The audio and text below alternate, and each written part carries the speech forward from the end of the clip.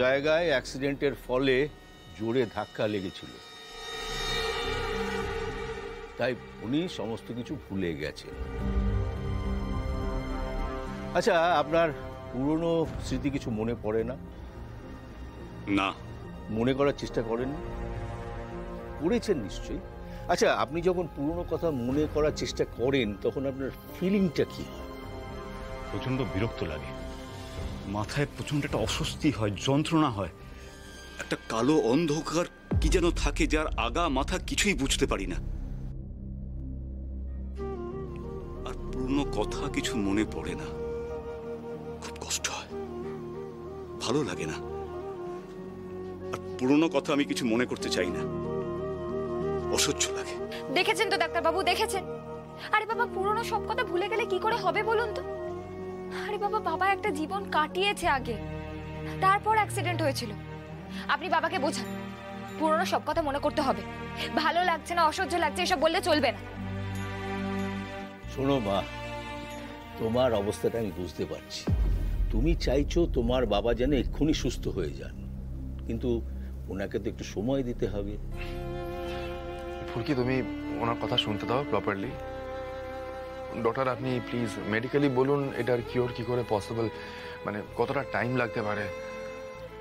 আমাদের ভাষায় এটাকে রেট্রোগ্রেড অ্যামনেসিয়া বলে। অ্যামনেসিয়া মানে হলো স্মৃতি মুছে যাওয়া, যেটা ওনার হয়েছে। যদিও আস্তে আস্তে সেই স্মৃতি ফিরে আসে, তবে সেটা প্রপার ট্রিটমেন্টের মাধ্যমে। কিন্তু মা, এটা তো আর ইনস্ট্যান্ট কফি নয় যে আমি ওষুধ দেব আর তোমার বাবার সব কথা মনে পড়ে যাবে। ডক্টর, আপনি প্লিজ ওর কথায় কিছু মনে করবেন না। আসলে ওর বাবার স্মৃতি ফেরানো নিয়ে খুবই অধৈর্য হয়ে রয়েছে, আপনি বুঝতেই পারছেন। আমি তো সেই কথাটাই বোঝাতে চাইছি রোহিত বাবু। এত অধৈর্য হয়ে পড়লে চলবে না, একটু ধৈর্য ধরতে হবে। ডাক্তারবাবু, আপনি যা বলবেন আমি তাই করব, তাই করব। প্রথমেই যেটা করতে হবে, ওকে ওর পুরনো পরিবেশের মধ্যে ফিরিয়ে নিয়ে যেতে হবে। সর্বক্ষণ সেই পুরনো পরিবেশের মধ্যে রাখতে হবে। যেমন ওর প্রিয় জিনিস, প্রিয় বই, প্রিয় খেলা, প্রিয় মানুষ, সেই সব জিনিসগুলোর সঙ্গে আবার নতুন করে আস্তে আস্তে পরিচয় করাতে হবে। আমাদের স্লো অ্যান্ড স্টেডি ওয়েতে এগোতে হবে। আচ্ছা, আপনারা বলছিলেন না যে এখন উনি সেই পুরনো পরিবেশে থাকতে পারছেন, যেখানে ওনার স্ত্রী, ভাই সকলে আছেন? তোমরা ফিরে এসেছো আর আমাকে একটা খবরও দিলে না। এই তো ধানু দিদি, এইমাত্র ফিরে এলাম। বলছি, ডাক্তার কি বললো ফুলকি? ডাক্তারবাবু তো বলেছেন পুরনো পরিবেশ তৈরি করতে, কিন্তু বাবা তো সহযোগিতাই করছে না। তাতে কি হয়েছে ফুলকি? আমরা আছি তো, আমরা সবাই সেই পরিবেশ তৈরি করে জ্যাঠামশাইকে কাছে টেনে নেব। বাবা, বাবা আপনি কিছু করতে পারেন না? নিশ্চয়ই পারি, নিশ্চয়ই পারি। আমার দাবার ছক তো সাজানোই রয়েছে। সেই যে দাদার সাথে খেলতাম, তারপর তো সে আনন্দই পাইনি অন্য কারোর সাথে খেলে। দাদা, চলো না, চলো না একটা গেম খেলি, চলো না, চলো না। তুই বুঝতে পারছিস না, তোরা কেউ বুঝতে পারছিস না। এসব করলে আমার মাথার উপর প্রচন্ড চাপ পড়ে, খুব ব্যথা হয়। তাছাড়া এই দাবা টাবা আমি কোনোদিন খেলিনি, না খেলিনি। আচ্ছা আচ্ছা, ঠিক আছে ঠিক আছে, তুমি চলো তো। খেলেছো কি খেলোনি সেটা বসলেই বোঝা যাবে। চলো চলো। বাবা, এত জেদ করলে চলবে না। সবাই যখন বলছে তোমাকে কথাটা রাখতে হবে। চলো চলো।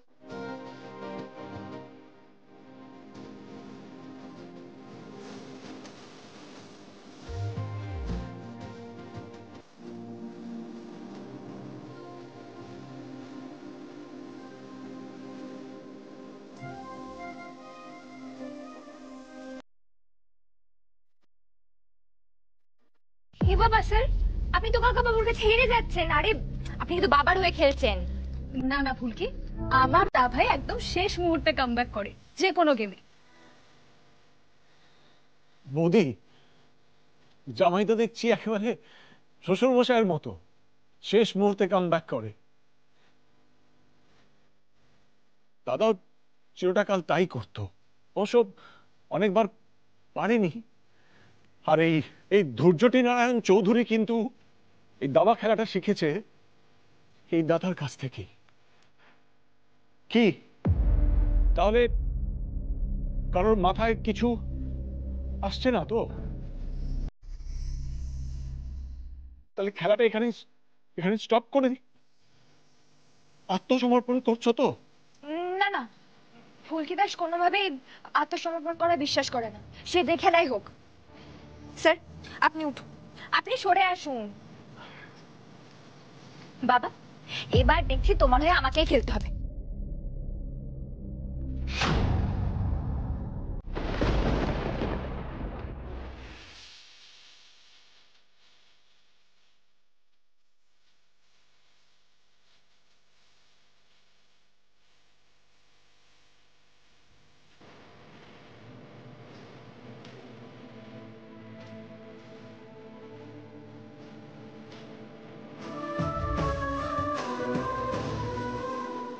Speak not.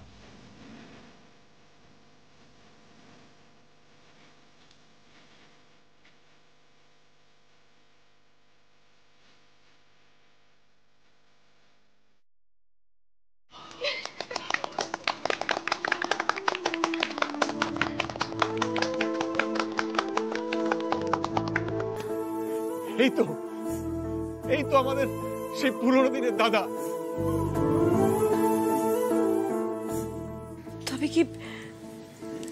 তবে কি কিছু মনে পড়ছে? কি মনে হয়?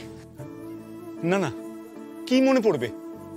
কিচ্ছু মনে পড়বে না, কিচ্ছু মনে পড়বে না, কিচ্ছু। বললেই হলো কিছু মনে পড়বে না? তাহলে তুমি দানটা কি করে দিলে?